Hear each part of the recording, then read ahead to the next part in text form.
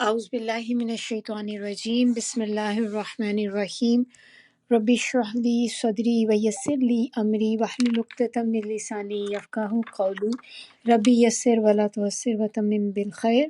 انشاءاللہ آج کا لیسن جو ہے ہمارا وہ ہے سورہ بقرہ، اس کی آیات 43 سے لے کے 46 تک کریں گے انشاءاللہ۔ اس کا ترجمہ ہم لوگ پہلے کرتے ہیں۔ بسم اللہ الرحمن الرحیم۔ آیا نمبر 43، اور اقیمو، قائم کرو، یہ ہم بہت دفعہ پہلے دیکھ چکے ہیں تو یہ کوئی نئی چیز نہیں ہے ہمارے لیے۔ الصلاۃ، نماز، وآتو، اور دو، الزکاۃ، زکوٰۃ، اور ارکعو، ارکعو، رکوع سے رکوع کرتے ہیں نا ہم، وہی ہے معنی اس کے کہ رکوع کرو یا جھکو، مع، ساتھ، الراکعین، جھکنے والوں کے۔ آیا نمبر 44، اتأمرون، تم، شروع میں الف وہ دیکھیں حمزہ ہے تو اس کے معنی کیا ہوتے ہیں؟ کوشچن کے لیے آتا ہے۔ جو ہے نا شروع میں، تو اس کے معنی ہوں گے کیا؟ تأمرون، تم حکم کرتے ہو، الناسا، لوگوں کو، بالبر، ساتھ نیکی کے، وتنسون، اور تم بھول جاتے ہو۔ یہ جو بر ہم نے ابھی پڑھا ہے نا، یہ نیکی کو کہتے ہیں۔ اسی میں آپ دیکھیں گے کہ آگے اسی سورہ کے اندر ایک آیت ہے اور اس کا نام ہی یہی ہے، آیت بر کہتے ہیں اس کو۔ انشاءاللہ جب وہاں تک پہنچیں گے پھر ہم اس کو دیکھیں گے، وہ بھی بہت خوبصورت آیت ہے۔ وَتَنْسَوْنَ، اور تم بھول جاتے ہو، أَنفُسَكُمْ، اپنے نفسوں کو، وَأَنْتُمْ، اور تم، تَتْلُونَ، تلاوت کرتے ہو، الکتاب، کتاب، تو ویسے ہی آئے گا، افلا، شروع میں تو کیا، فا، پس، لا، نہیں۔ تو دیکھیں چھوٹی سی چیز ہے افلا، لیکن کتنے تین اس کے اندر جو ہیں، اس کے اندر ورڈز آپ کہہ لیں کہ ہیں، تو ٹوٹل اس کا کمبائن ہم پھر کیا کریں گے؟ افلا، کیا بھلا نہیں، یا کیا پس نہیں، دونوں کر سکتے ہیں آپ۔ تعقلون، تم عقل سے کام لیتے۔ آیا نمبر 45،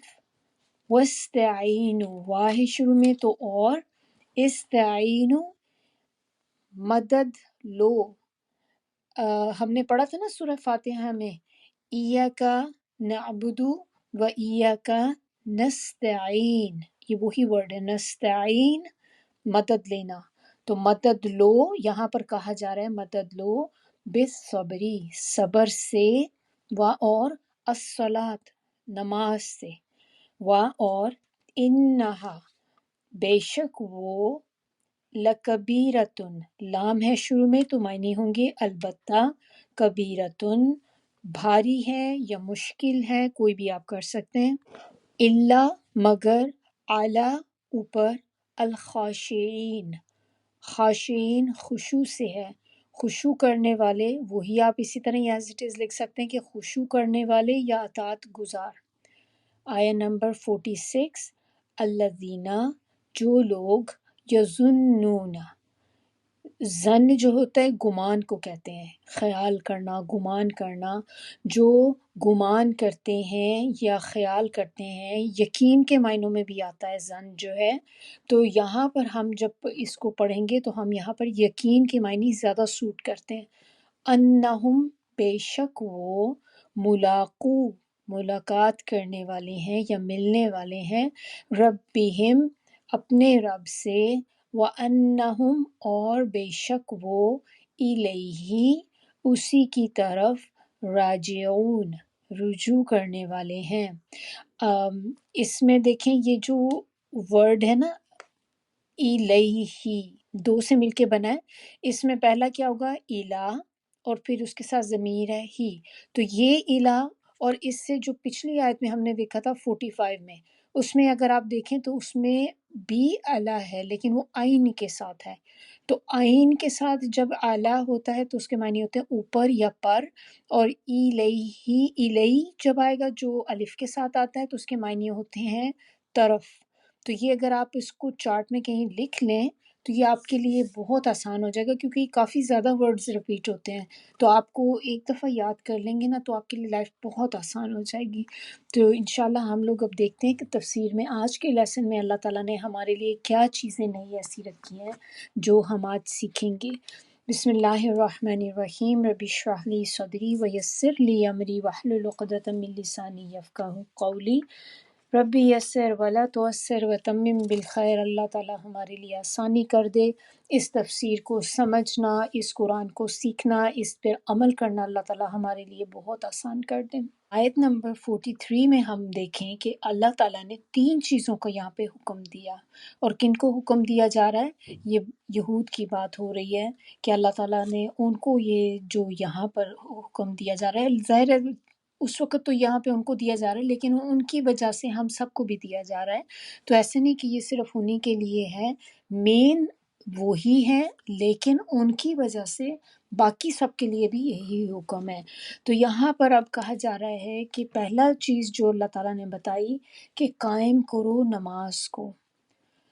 دوسرا ان کو جو حکم دیا وہ یہ کہ زکوٰۃ دو۔ تھرڈ چیز اس میں جو بتائی گئی وہ ہے جھکتے رہو یا رکوع کرو، رکوع کرنے والوں کے ساتھ۔ اب یہ جو چیزیں ہیں یہ ہم اس کے بارے میں جانتے ہیں کہ نماز اور زکوٰۃ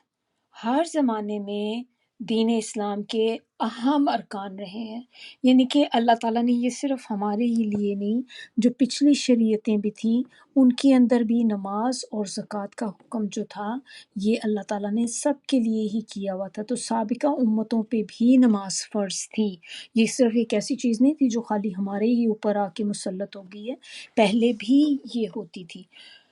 تو یہاں پر ایک بات جو امپورٹنٹ ہے کہ جو یہود لوگ ہوتے تھے ان کے اندر جو چیز نہیں ہوتی تھی کانسیپٹ، وہ نماز جماعت کے ساتھ پڑھنے کا کانسیپٹ نہیں تھا ان کے ہاں، یہ وہ نہیں کیا کرتے تھے، اور ان کی نماز میں رکوع بھی نہیں ہوتا تھا۔ تو یہود نے آہستہ آہستہ کیا ہوا کہ نماز وغیرہ اپنی جو تھی پڑھنی بالکل چھوڑ دی، بلکہ ایک طرح سے کہہ لیں کہ ترک ہی کر دیا نماز پڑھنا، اور پھر بجائے زکوٰۃ دینے کے، زکوٰۃ کو بجائے انہوں نے اس کے اوپر سود لینا شروع کر دیا۔ تو یعنی کہ انہوں نے اپنی جو تھی چیزیں جو تھی سب کی سب بدل ڈالی۔ تو اب یہاں پر ان آیات میں ایک طرح سے انہی کو ایک طرح سے آپ کہہ لیں کہ وارننگ سی دی جا رہی ہے، ان کو تنبیہ کی جا رہی ہے، بتایا جا رہا ہے کہ اب آپ نے تمام امور جو ہیں وہ آپ نے نبی صلی اللہ علیہ وسلم کی پیروی آپ نے کرنی ہے اس میں۔ اور یہ جو چیزیں یہاں پر جو تھرڈ چیز اس میں ہے نا، جو رکوع کرو رکوع کرنے والوں کے ساتھ، تو یہ اس میں یہاں مراد باجماعت نماز کی ہے کہ نماز کو ادا کرو باجماعت۔ تو اس آیت سے اگر ہم دیکھیں یہ والی آیت اور اس سے اگلی 3 آیات میں خطاب جو ہے وہ یہود اور مسلمانوں میں مشترک ہے، یعنی کہ ایک طرح سے سیم ہی ہے جو دونوں کے لیے یہاں پہ آرڈر کیا جا رہا ہے۔ لیکن ہماری شریعت میں بھی اگر آپ دیکھیں، ہماری کے اندر تو باجماعت نماز کی فضیلت ہی بہت زیادہ ہے، لیکن یہ جو جوئش لوگ تھے ان کے نہیں تھی۔ تو ہمارے لیے بلا عذر نماز جو جماعت ہوتی ہے اس کو ترک کرنا جو ہے وہ کبیرہ گناہ کے اندر آ جاتا ہے، اتنی امپورٹنٹ ہے یہ چیز ہم لوگوں کے لیے ہمارے مذہب میں۔ پھر نماز کو قائم کرنا جو ہے اس میں کیا چیز آتی کہ قائم کرنا، اس کو بھی ہم بہت دفعہ دیکھ چکے ہیں، تھوڑا سا دوبارہ رپیٹ کر لیتے ہیں کہ نماز کو اس کی شرائط اور واجبات کے ساتھ ادا کرنا، یہ نماز قائم کرنے کے اندر آ جاتی ہے۔ پھر نماز کو اپنے وقت پہ ادا کرنا، یہ بھی نہیں کہ آپ نماز کو ڈیلے کیے جا رہے ہیں بس خام خواہ میں کہ ابھی ٹائم نہیں ہوا۔ ایک ہوتا ہے نا ٹائم، نماز کا ٹائم تو ہو جاتا ہے، لیکن آپ نے دیکھا ہے کہ کچھ لوگ ہوتے ہیں ان کا یہ ہوتا ہے کہ نہیں ہم نے عصر کی نماز میں خاص طور پہ ان کا ہوتا ہے کہ وہ جلدی نہیں پڑھتے، انہوں نے لیٹ پڑھنی ہوتی ہے، کہ جیسے انہوں نے اپنے دیکھا ہوتا ہے کہ ان کے جو لوگ ہیں جن کو فالو کرتے ہیں کہ ان کی نماز کا ٹائم تھوڑا سا لیٹ شروع ہوتا ہے۔ تو یہ اس طرح کی چیزیں جو ہیں، یہ نئی اذان ہوئی ہے تو آپ نے نماز کو جو ہے ٹائم پر ادا کرنا ہے، انلیس کہ آپ کا کوئی ایسا عذر ہے، کوئی ایسی چیز ہے کہ آپ جس کی وجہ سے فوری نہیں کر سکتے، لیکن کوشش یہ ہونی چاہیے کہ نماز کو اس کے اول وقت میں عطا کر دیں۔ پھر آپ نے نماز کی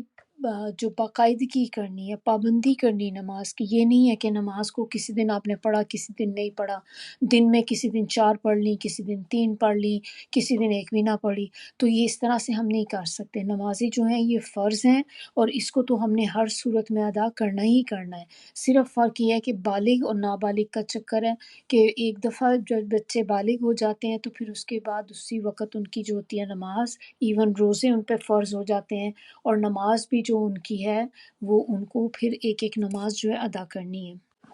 تمام پچھلی امتیں جو تھیں ان پہ بھی میں نے آپ کو بتایا کہ نماز فرض تھی۔ اب اس کا کیا پروف ہے، کیا دلیل ہے ہمارے پاس کہ جو پہلی امتیں تھیں ان کے اوپر بھی نماز جو اللہ تعالیٰ نے کی ہوئی تھی؟ تو ہم اس میں سے ہی دیکھتے ہیں، تھوڑا سا کچھ اس میں کٹھی کی تھی چیزیں، کہ دیکھیں سورہ انبیاء جو ہے قرآن کی،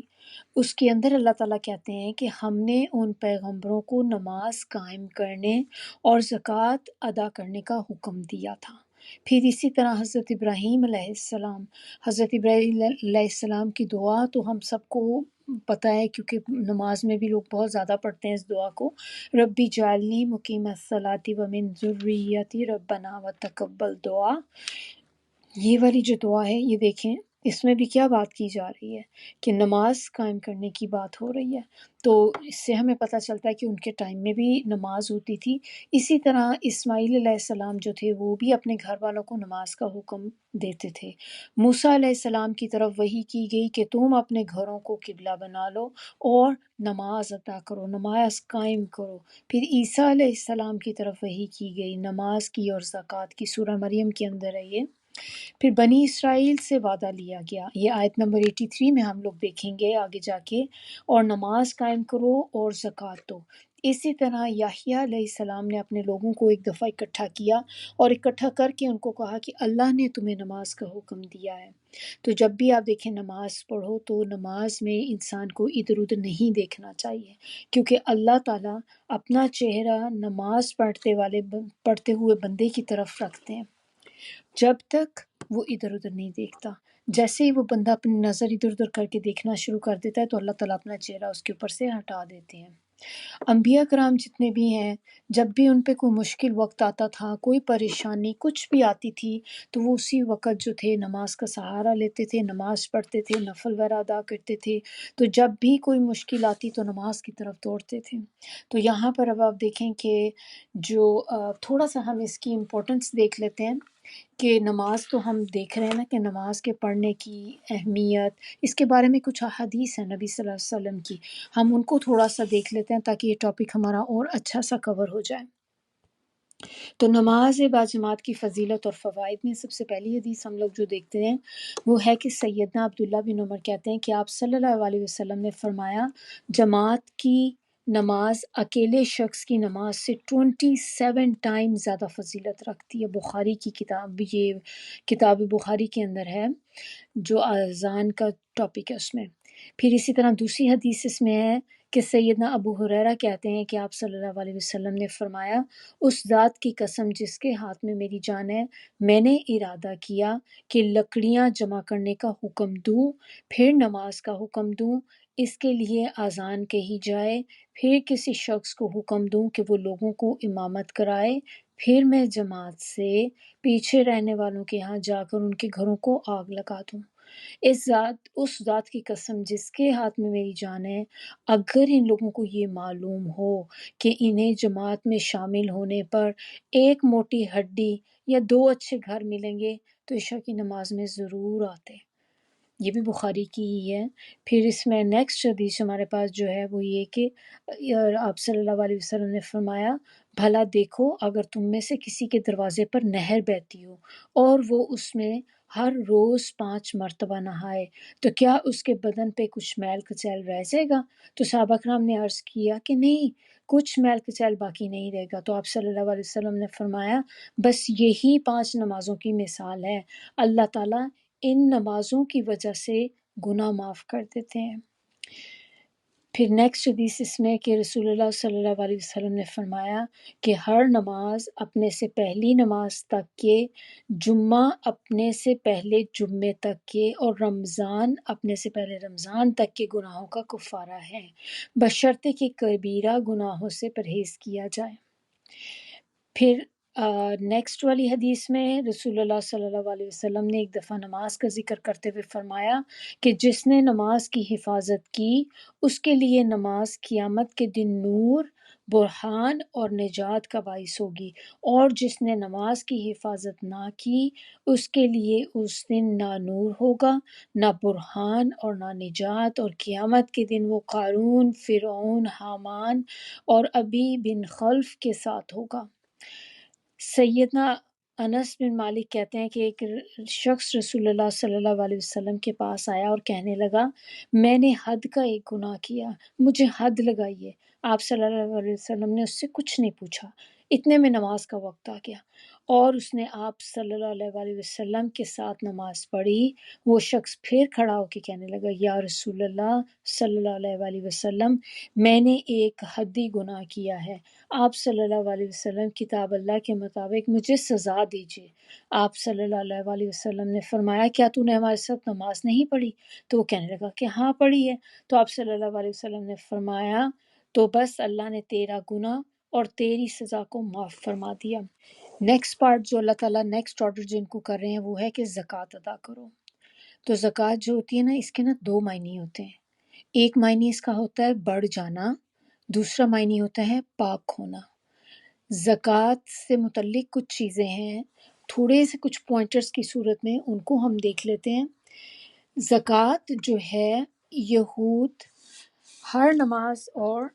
یعنی کہ یہود جو لوگ ہیں، آپ دیکھیں کہ ان پر بھی اللہ تعالیٰ نے زکوٰۃ اور نماز فرض کی ہیں۔ زکوٰۃ سے دولت بڑھتی ہے، کیونکہ ہو سکتا ہے بعض اوقات ذہن میں لوگوں کے آ جاتا ہے کہ پیسہ ہے لیکن اب اس پہ اتنی ساری ہم زکوٰۃ نکالیں، تو زکوٰۃ دیتے وقت انسان کو دل میں تھوڑا سا ایک ہوتا ہے کہ میرا ہی مال ہے اور میں اس پہ اب نکال کے اتنا سارا 2.5% نکال کے میں دوں۔ تو لیکن ذہن میں یہ چیز رکھنی چاہیے کہ زکوٰۃ دینے سے مال کم نہیں ہوتا بلکہ بڑھتا ہے، اور فائدہ آپ کو اس کو کیا ہوتا ہے کہ گناہ ڈھلتے ہیں انسان کے، اللہ تعالیٰ اس کے گناہ دھو ڈالتے ہیں۔ پھر دل میں اگر آپ کوئی بندہ دل کی خوشی سے زکوٰۃ ادا کرتا ہے، جو یوزلی نہیں ہوتا موسٹ آف دا ٹائم، کہ ہمیں وہ ایک بوجھ ہی لگ رہا ہوتا ہے، زکوٰۃ کو دینا ایک بہت بڑی مصیبت ہوتی ہے، تو دل کی خوشی سے جو زکوٰۃ ادا کرتا ہے تو یہ اس کے لیے جنت میں جانے کا باعث بنتی ہے یہ چیز۔ اس سے اور کیا چیز ہوتی ہے کہ جو مال ہوتا ہے نا انسان کے پاس، اس کا شر اور اس کا وبال دور ہو جاتا ہے، یعنی کہ آپ کی جو منی ہوتی ہے وہ پیوریفائی ہو جاتی ہے۔ ایک طرح سے کہہ لیں جیسے ہم اپنا تزکیہ کرتے ہیں نا، تو آپ اپنے مال کو پاک کر دیتے ہیں زکوٰۃ دے کر۔ زکوٰۃ ادا نہ کرنے سے بارش رک جاتی ہے، یعنی کہ ڈراؤٹ ہو جاتا ہے اس جگہ پہ جہاں پہ لوگ جو ہیں وہ زکوٰۃ ادا نہ کرتے ہوں۔ پھر اس کے بعد اگلا پورشن جو اللہ تعالیٰ نے اس آیت میں ہمیں بتایا ہے، جو ان کو حکم جس چیز کا کیا، وہ یہ کہ رکوع کرنے والوں کے ساتھ رکوع کرو۔ تو یعنی کہ مراد کیا ہے کہ مسلمانوں کے ساتھ مل کر نماز ادا کرو۔ رکوع جو ہوتا ہے نا، یہ نماز کا ایک اہم رکن ہے، لیکن یہاں پر مراد جو ہے وہ صرف وہ فزیکل رکوع نہیں ہے کہ آپ نے وہ جو اپنے نیز کے اوپر آپ بینڈ کر جاتے ہیں، بلکہ اس آیت میں اس سے مراد باجماعت نماز کی ہے کہ نماز کو باجماعت ادا کرو، اور اسی سے پھر ہمیں اس کی ساری اہمیت بھی پتہ چلتی ہے۔ نماز جو ہے یہ ایمان کی علامت ہے۔ آپ صلی اللہ علیہ وسلم نے فرمایا، جو شخص اذان سن کر نہیں آتا اس کی نماز نہیں، سوائے کسی عذر کی صورت میں۔ بغیر عذر کے مردوں کی نماز گھر میں قبول نہیں ہوتی۔ نماز با جماعت، اس کی کیا امپورٹنس چیزیں کچھ ہیں وہ بھی ہم دیکھ لیتے ہیں۔ اس کے لیے حاضر ہونے والے سے اللہ تعالیٰ خوش ہو جاتے ہیں، یعنی کہ جو نماز با جماعت ادا کرنے کے لیے جاتا ہے اس سے اللہ راضی ہو جاتے ہیں۔ پھر نماز با جماعت جنت میں مہمانی کا سبب بنتی ہے۔ قیامت کے دن نماز کی پوچھ سب سے پہلے ہوگی، یہ تو بات ہم سب کو ہی پتہ ہے کہ سب سے پہلے جو سوال ہوئے گا وہ پھر نماز کے بارے میں ہی ہوگا، اور ایک ایک نماز جو ہم لوگوں نے زندگی میں چھوڑی، ہم اس ایک ایک نماز کا جو ہے اللہ تعالیٰ کو وہاں پہ کھڑے ہو کر جواب دے رہے ہوں گے کہ کیا ایکسکیوز تھے ہمارے پاس۔ اللہ تعالیٰ ہم سب کو بچائے، توفیق دے کہ ہم اپنی نمازوں کو باقاعدگی کے ساتھ اچھے طریقے کے ساتھ ادا کر سکیں۔ آیا نمبر 44 میں اب اس کے اندر جو بات کی جا رہی ہے کہ کیا تم حکم دیتے ہو نیکی کا لوگوں کو اور اپنے لیے بھول جاتے ہو، حالانکہ تم کتاب کی تلاوت کرتے ہو، کیا تم عقل سے کام نہیں لیتے؟ تو یہ یہاں پر جو آیت کا ہے بیسیکلی، جو اس کا شان نزول اس آیت کا آپ کہہ لیں کہ ریزن کیا بنی تھی اس کی، تو اس میں یہ تھا کہ بعض یہودی علماء جو تھے اس ٹائم میں، وہ اپنے عزیزوں کو، جو لوگ اسلام لے آئے تھے، ان کے فیملی ممبرس، کوئی ایسے فیملی میں خاندان میں کچھ لوگ تھے جو اسلام لے آئے، تو یہ کہتے تھے کہ اسی دین اسلام پہ قائم رہو کیونکہ یہ دین برحق ہے، لیکن خود نہیں کنورٹ ہوتے تھے، خود یہ مسلمان نہیں ہوتے تھے۔ کیوں؟ صرف محض اپنے دنیا کے فائدوں کی وجہ سے، کیونکہ انہوں یہ تھا کہ ہم نے ایک دفعہ یہ کر لیا، ایکسیپٹ کر لیا، تو پھر ہم سارے بینیفٹس ہمارے جو ہے وہ ختم ہو جائیں گے جو بھی اب ہمارے پاس ہیں۔ تو اور اس میں جو بات ایک بتائی جاتی ہے کہ یہود سے خطاب کر کے ان کو ایک بات بتائی جا رہی ہے کہ تمہارے اندر ایک اور بھی بہت بری صفت ہے، اور وہ کیا چیز ہے کہ تم لوگوں کو تو نیکی کا حکم دیتے ہو مگر خود کے لیے بھول جاتے ہو، حالانکہ تم تو تورات پڑھتے ہو، تمہارے پاس تو کتاب ہے، تو اس کے باوجود بھی تم اس طرح سے کرتے ہو۔ اس میں یہ جو کتاب ہے تورات، تو اس میں اللہ تعالیٰ نے سارے احکامات لکھے ہوئے ہیں کہ کسی بندے کا کوئی جیسے ایکسکیوز نہیں رہ جاتا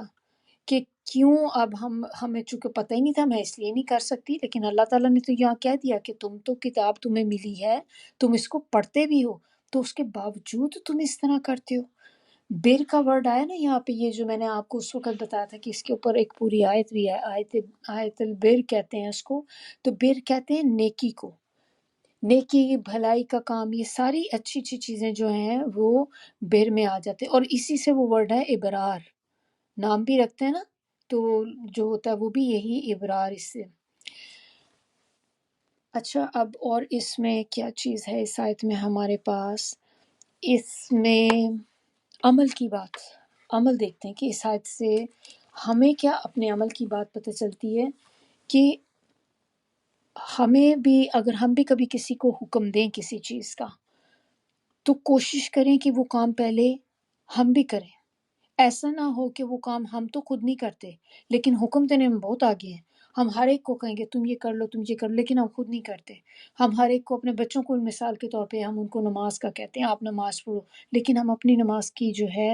وہ اس کی حفاظت نہیں کرتے، ہماری اپنی نمازیں مس ہو جاتی ہیں، ہم اپنی کتنی کبھی پڑھی کبھی نہیں پڑھی، لیکن ہم بچوں کے پیچھے لگے رہتے ہیں کہ آپ نے اپنی نمازیں پوری پڑھنی ہے۔ تو اس طرح تو کہے کا اثر بھی نہیں ہوتا جب ہم وہ کام خود نہیں کر رہے ہوتے اور ہم دوسرے کو کہیں جا رہے ہوتے ہیں۔ ہو سکتا ہے بچے اس ٹائم پہ ہمارے آگے نہ بول سکتے ہوں کہ چھوٹے ہیں، لیکن جب بڑے ہوتے ہیں تو ظاہر ہے پھر تو بندہ کہہ دیتے کہ اب ہمیں کہیں جاتے ہیں، خود تو آپ کرتی نہیں یہ چیز، پھر ہمیں برا لگتا ہے۔ تو ایسی چیزیں نہیں کرنی چاہیے۔ اب اس سے یہ بھی ہو سکتا ہے کہ بات آتی ہو کسی کے دماغ میں، یہ بھی بات آ سکتی ہے، تو پھر اس کا مطلب کہ اگر میں کوئی کام نہیں کر رہی تو میں کسی کو اس نیکی کا بتاؤں بھی نہیں، میں کہوں بھی نہیں اس نیکی کا، کہ میں کہوں گی تو میں بھی اسی آیت کے اوپر پھر آ جاؤں گی کہ اللہ تعالیٰ جن کے بارے میں کہتے ہیں کہ تم دوسروں کو تو حکم دیتے ہو لیکن خود نہیں کرتے۔ تو بیسیکلی کرنا کیا ہے کہ دیکھیں، ہم نے خیر خواہی تو ہمیشہ ہی کرنی ہے لوگوں کی، ہم کبھی یہ کام چھوڑ نہیں سکتے، نیکی کا حکم اور برائی سے بچنے کا حکم یہ دینا ہے، یہ تو ہر وقت ہی ہمیں کرتے ہی رہنا ہے۔ اس کے یہ ہے کہ اگر آپ ایسی چیز کوئی کرتے ہیں، آپ میں ایسی کوئی برائی ہے، کوئی ہیبٹ ہے آپ کی، ایسی بری ہیبٹ ہے کہ جس سے آپ خود تنگ ہیں اور آپ ایک کنٹینیوس اسٹرگل میں ہیں کہ آپ اس پہ کوششیں کر رہی ہیں بہت زیادہ کہ آپ اپنے آپ کو چینج کر سکیں اس کے لیے۔ مثال کے طور پہ جیسے دیکھ لیں کہ کوئی لوگ ہوتے ہیں، ان کو وہ اسموکنگ کرتے ہیں، تو اب وہ کیا دوسرے کو یہ نہیں کہہ سکتے کہ تم نہیں کیا کرو، یہ صحت کے لیے اچھی نہیں ہے؟ آپ پھر بھی کہہ سکتے ہیں، ایز لانگ ایز آپ اپنے اندر کوشش کر رہے ہیں ختم کرنے کی، لیکن آپ اس چیز کا پھر ویٹ نہیں کریں کہ میں تو کھا رہی ہوں تو پھر میں تو اسموکنگ بھی کرتی ہوں تو میں تو اب کسی کو منع نہیں کر سکتی، تو میں تو سوری اس پہ کوالیفائی نہیں کرتی۔ لیکن یہ کہ ہمیں پھر بھی نیکی کا حکم دینا ہے۔ آپ اگر جیسے خود کو بندہ ایڈکٹ ہے اور اب اس کو پتہ ہے کہ یہ میری صحت کے لیے اچھا نہیں ہے، اور وہ ایک بہت اپنے اندر کوشش کر رہا ہے کہ میں نے اس ہیبٹ کو ختم کرنا ہے، تو اس صورت میں آپ بالکل دوسروں کو بھی کر سکتے ہیں، آپ ان کو کہہ سکتے ہیں، پھر اگر آپ سے کوئی پوچھ بھی لیتے تو کہہ سکتے ہیں کہ ہاں میں کوشش کر رہا ہوں، لیکن یہ کہ اٹس ناٹ گڈ، یہ صحیح نہیں ہے، آپ کو نہیں کرنا چاہیے۔ تو اس طرح سے ہر وقت جو ہے کوئی موقع ہم نے جانے نہیں دینا، جہاں پہ بھی ہمیں موقع ملے تو اچھی باتوں کا دوسروں کو حکم دینا چاہیے۔ پھر اللہ تعالیٰ ان کو کہتے ہیں کہ تم تو کتاب پڑھتے ہو، تو کتاب پڑھنے سے کیا ہوتا ہے؟ جب آپ کتاب پڑھتے ہیں تو اس سے علم حاصل ہوتا ہے نا، علم آتا ہے، علم آتا ہے تو شعور آتا ہے۔ تو انہوں نے کہا کہ علم کے باوجود بھی تم تو یہ کتاب پڑھتے ہو، تمہیں اتنا علم میں نے دیا ہے، اس کے باوجود بھی یہ حال ہے کہ تم دوسروں کو تو کہتے ہو لیکن تم خود نہیں کرتے اس چیز پر عمل۔ تو علم کے باوجود عمل نہ کرنا جو ہے، یہ کہتے ہیں جاہل سے بھی بدتر ہے، کہ وہ بندہ جاہل سے بھی برا ہے کہ جو علم تو ہو لیکن اس کے باوجود عمل نہ کرے وہ اس کے اوپر۔ اس میں ایک وہ بھی چیز آ جاتی ہے کہ قیامت کے دن 5 سوال ہوں گے، ہر بندے سے پوچھے جائیں گے، اور وہ میں انشاءاللہ آپ لوگوں کے ساتھ شیئر کر لوں گی کہ 5 سوال پوچھے جائیں گے، اور اس میں سے ایک کوشچن جو ہے وہ یہ ہوگا کہ جو علم حاصل کیا ہے اس کا کیا کیا آگے، اس پہ کتنا عمل کیا، کتنا اس کو آگے سپریڈ کیا یا اپنے تک ہی رکھ دیا۔ تو یہ ساری چیزیں جو ہیں، یہ it is one of those question, جو 5 کوسچن ہوئیں گے ان میں سے ایک کوسچن آپ کے اس کے علم کے بارے میں بھی ہے کہ جو آپ نے علم حاصل کیا اس کو کہاں آپ نے استعمال کیا۔ آیا نمبر 45، 45 میں اب یہاں پر ٹولز بتائے جا رہے ہیں، 2 ٹولز کی بات کی جا رہی ہے کہ ہر انسان کو اللہ تعالیٰ نے کہا، آگے انشاءاللہ پڑھیں گے، کہ میں ہر بندے کو آزماؤں گا۔ تو آزمائش تو آئے گی، ہر بندے کی آزمائش آئے گی، اللہ آزمائے گا، اور اللہ تعالیٰ نے ساتھ میں ٹولز بھی بتا دیے کہ انسان کے اوپر پریشانیاں، تکلیفیں، آزمائشیں اس دنیا میں آتی ہی رہیں گی، لیکن اب آپ نے کیا کرنا ہے؟ تو اللہ تعالیٰ نے آگے اس کا سلوشن بھی بتا دیا کہ آپ نے اس وقت پھر مدد مانگنی ہے صبر سے اور نماز سے۔ بے شک یہ دونوں چیزیں بھاری ہیں، کس کے لیے؟ ہر بندے کے لیے، اور سوائے اس کے جو خشوع رکھتا ہو، جس کے دل میں اللہ کا ڈر ہو، جو خشوع کرنے والے ہوں، ان کے علاوہ باقی جتنے بھی لوگ ہیں ان کے لیے یہ بھاری ہوتی ہے۔ اور صرف یہ خشوع کرنے والے ہی لوگ ایسے ہیں کہ جو نماز کے انتظار میں بیٹھے رہتے ہیں، کہ ایک نماز کا ٹائم ہوتا ہے تو اس کے بعد اگلی نماز کا ویٹ کر رہے ہوتے ہیں۔ تو پریشانیوں اور مصائب کا علاج جو ہے وہ اب ہمیں پتہ چل گیا کہ اللہ رحم کرے کہ جب بھی کبھی پریشانی، کوئی آزمائش ہمارے پہ آئے تو ہم نے ایک تو یہ کہ صبر کرنا ہے، اور پھر اس کے ساتھ نماز سے مدد لینی ہے۔ تو نبی صلی اللہ علیہ وسلم کا طریقہ بھی یہی تھا کہ جیسے ہی کوئی ان کو ایسی چیز آ جاتی جو آپ ایکسپیکٹ نہیں کر رہے ہوتے تو وہ نماز سے مدد لیتے تھے، نماز پڑھنے لگ جاتے تھے اللہ کے آگے۔ تو ہمیں بھی انشاءاللہ ان کے فٹ سٹیپس جو ہیں ان کو فالو کرنا ہے، جتنے بھی زیادہ ہو سکیں تو انشاءاللہ کوشش کریں گے کہ ہم بھی کریں۔ اور کن چیزوں میں آپ دیکھیں کہ ہو سکتی ہے صبر اور یہ نماز؟ اگر آپ نیکی کا کوئی کام کر رہے ہیں نا، کوئی بھی چیز جو دین کا کام آپ کریں گے نا، تو آپ دیکھیں کہ اس میں بھی آپ کے لیے ہرڈلز کھڑی ہو جاتی ہیں، پھر انسان کے لیے وہ کام کرنا بڑا ہی مشکل ہو جاتا ہے۔ تو ایسے موقع پر بھی آپ نے جو ہے دعا مانگنی ہے، آپ نے مدد حاصل کرنی ہے انہی چیزوں سے، کہ ایک تو آپ صبر کریں گے اس میں، اور دوسری چیز اس میں کہ نماز سے مدد لیں گے۔ نماز جیسے ہوتا ہے، اب یہ فرض نماز ہے تو آپ ظاہر سی بات ہے وہ پڑھیں گے، لیکن ہر وقت تو آپ کو جیسے ضرورت ہے تو آپ کو تو نہیں پتہ، تو اس میں آپ نفل جو ہیں، نفل نماز جتنے زیادہ ہوں آپ پڑھ سکتے ہیں۔ تو کوئی بھی آزمائش تکلیف آئے تو اب ہمیں پتہ ہے کہ ہم نے کیا کرنا ہے، صبر کرنا ہے اور نماز سے مدد لینی ہے۔ آپ نے کوئی بات ایک دم سے ایسی سن لی کہ جو آپ ایکسپیکٹ نہیں کر رہے تھے، تکلیف دہ بات آپ نے سنی ہے، تو آپ نے اسی وقت جان ماز بچائیں اور اس پہ 2 نفل ادا کر دیں، اللہ تعالیٰ بہت آسانیاں کر دیتے ہیں۔ صبر جو ہوتا ہے، کسی بھی نیکی میں آگے بڑھنے کے لیے صبر جو ہے اٹس کروشل،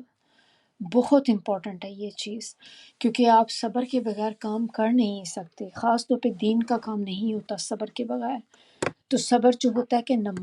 تمام نیکی اور اطاعت کے کام جو ہے یہ صرف صبر سے ہی ہو سکتے ہیں۔ پھر تمام برائیاں صبر سے ہی چھوڑی جا سکتی ہیں۔ صبر کرنے والے کے ساتھ اللہ تعالیٰ ہوتے ہیں، عزت ملتی ہے، اس سے صبر کرنے سے محبت ملتی ہے۔ پھر صبر کا جو بدلہ ہے وہ جنت ہے۔ نماز کے بارے میں نبی صلی اللہ علیہ وسلم کا کہتے ہیں کہ جب بھی کوئی مشکل آتی تو فوراً نماز پڑھنے لگ جاتے تھے۔ اسی طرح ابن تیمیہ ایک اسکالر تھے،